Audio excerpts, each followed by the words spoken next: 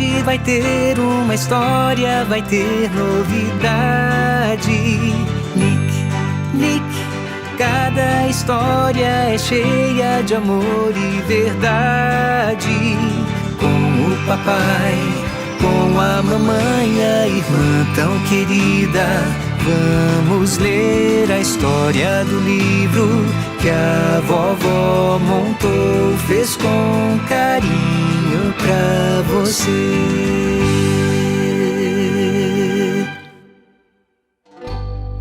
Forte ou fraco?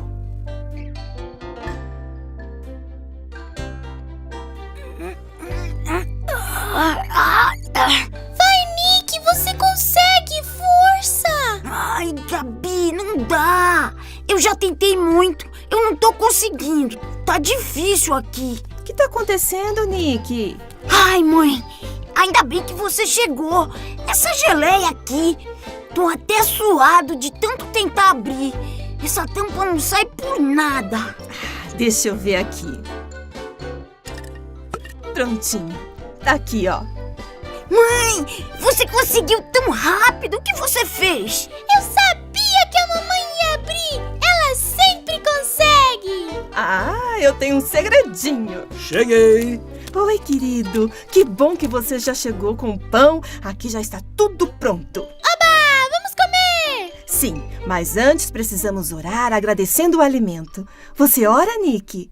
Querido Deus, muito obrigado por este alimento. Abençoe aqueles que não têm. Em nome de Jesus.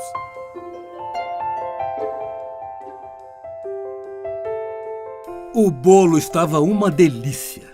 E aquela geleia combinou muito. Ah, essa é uma receita de família. Aprendi com a minha avó. Papai, qual vai ser a história de hoje? Deixa eu ver aqui. Onde nós paramos? Aqui. Hoje vamos saber o que aconteceu quando o povo de Israel entrou em Canaã. A gente já viu que Josué se tornou líder depois que Moisés morreu. Lembram? Lembro sim. Deus deu a vitória para eles e eles viveram muitos anos na Terra Prometida. Foi isso mesmo. Mas depois de um tempo, o povo deixou de obedecer o que Deus mandava e por isso passaram a ter muitos problemas. Mas o que eles faziam de errado? Eles faziam coisas que entristeciam a Deus. A pior delas é que eles começaram a adorar ídolos, como as nações vizinhas faziam. Olha o que diz aqui no livro. Está no capítulo 53. Os libertadores de Israel. Mesmo assim, Deus não desamparou completamente o seu povo. Houve sempre um grupo de pessoas que se mantiveram fiéis ao Senhor. E de tempos em tempos, ele chamava homens fiéis e valentes para acabar com a idolatria e livrar os israelitas de seus inimigos. Quando o libertador morria e o povo ficava sem ter alguém que os guiasse, pouco a pouco voltavam para os seus ídolos. A Bíblia chama esses libertadores de juízes. Vocês se lembram de algum deles? Nós já ouvimos muitas histórias sobre eles na igreja, na escola sabatina, no nosso culto aqui em casa. Teve um que enfrentou um exército com apenas 300 soldados. Sabem quem é? Eu sei! Foi Gideão. Ele venceu os midianitas. Isso mesmo! E também teve uma mulher muito corajosa que esteve à frente do exército israelita, ajudando outro juiz. Uma mulher? Como era o nome dela? Foi Débora. Ela e Baraque venceram os cananeus. Mas teve um que com certeza vocês sabem o nome. Ele era muito forte, tinha cabelos compridos. Já sei! Essa é fácil! Sansão! Isso mesmo! E é sobre ele que vamos ler hoje. Tem coisas muito curiosas na história do Sansão. Começando pelo título do capítulo que está aqui no livro. O mais fraco e mais forte dos homens. Como assim? Forte e fraco ao mesmo tempo. Eu sabia que ele era forte, mas fraco também? Você já vai entender. É assim que começa a história de Sansão. Os israelitas estavam sendo humilhados e perseguidos pelos filisteus. O povo começou a orar pedindo a Deus que enviasse um libertador. E então, Deus ouviu a oração do povo. Um anjo apareceu para a esposa de Manoá e disse que ela teria um filho e que ele livraria o povo de Israel dos filisteus. Ela deveria cuidar bem da saúde dela e do bebê, mesmo depois que ele nascesse. Além disso, o cabelo do menino não deveria ser cortado. Esse filho seria consagrado a Deus desde o nascimento. Quando chegou a hora, a promessa divina feita a Manoá se cumpriu com o nascimento de Sansão. E conforme o menino crescia, todos viam que ele tinha uma força física fora do comum. Conforme Sansão e seus pais bem sabiam, ele não era forte assim por causa de sua forma física, mas sim por ser nazireu, cujo símbolo era o cabelo comprido, sem nunca ter sido cortado. Ah, agora eu quero ver o que esses filisteus vão fazer. Não tem pra ninguém. Sansão é o mais forte de todos. Ah, mas espera só para ver o que ainda vai acontecer nessa história. Quando se tornou adulto, época em que mais do que todos os outros deveria ter sido fiel a Deus, Sansão se uniu aos inimigos de Israel. Hã? Como assim? Não tô entendendo. Ele não seria o libertador do povo? Como ele se uniu aos inimigos? Ele começou fazendo amizade com os filisteus. Passava muito tempo com eles, até que se apaixonou por uma jovem que não adorava a Deus e decidiu se casar com ela. Os pais tentaram fazer com que ele desistisse da ideia, mas ele bateu o pé, não teve jeito. Acabou se casando. Mas, como era de se esperar, o casamento não durou muito. E vocês acham que ele aprendeu a lição e voltou a ouvir os conselhos dos pais? Pelo jeito não, né? Não mesmo. Passado um tempo, Sansão se apaixonou por outra filisteia. Seu nome era Dalila.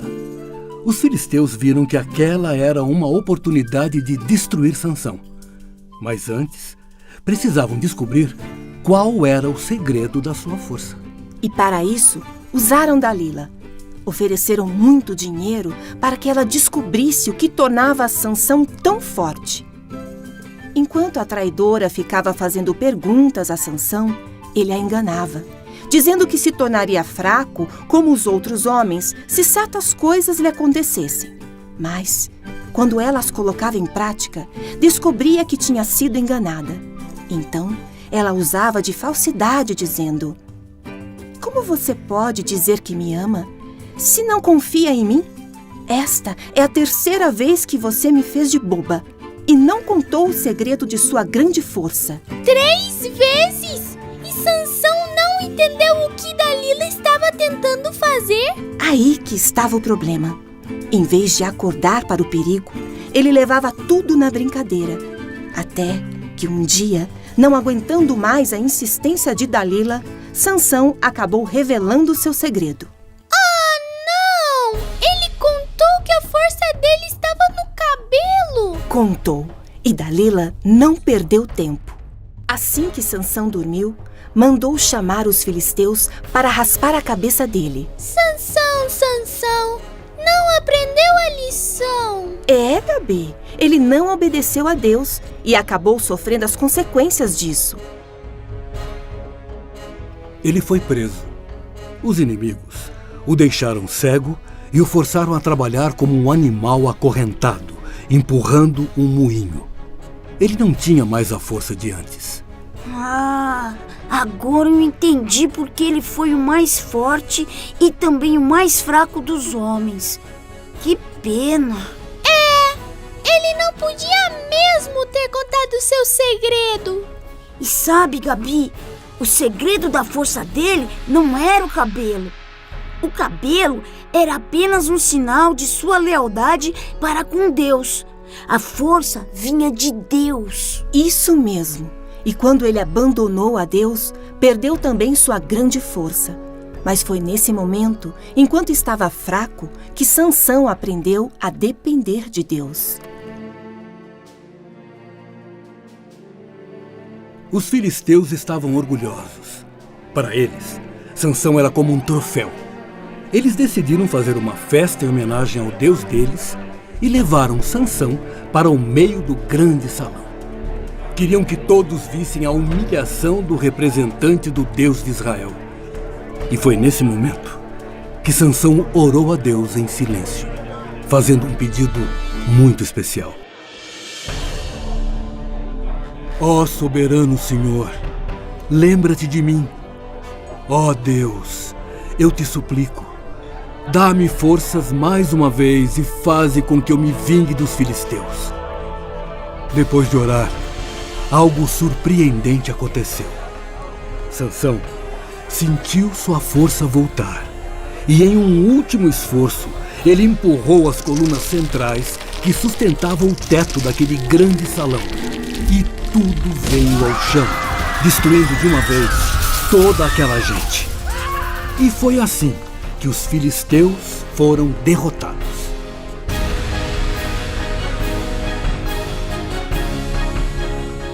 Então o plano de Deus se cumpriu. Mas não precisava ter sido assim se Sansão tivesse sido forte para resistir às tentações. Esse plano poderia ter se cumprido de um jeito diferente. E ele não teria morrido assim.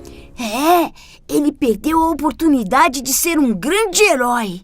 E quem disse que ele não foi um herói? Foi sim. Seu nome está na lista dos grandes heróis da fé. Depois eu mostro para você, Nick. Tá lá, em Hebreus 11. Uau! A gente nem viu o tempo passar. Olha só, já está tarde, crianças. Acho bom vocês irem se ajeitando para dormir enquanto eu preparo o lanche para você levar amanhã à escola, Nick. Já aproveite e deixe sua mochila arrumada. Pode deixar, mãe. Tá bom, querida. Eu já vou indo lá para orar com as crianças, tá? Aham.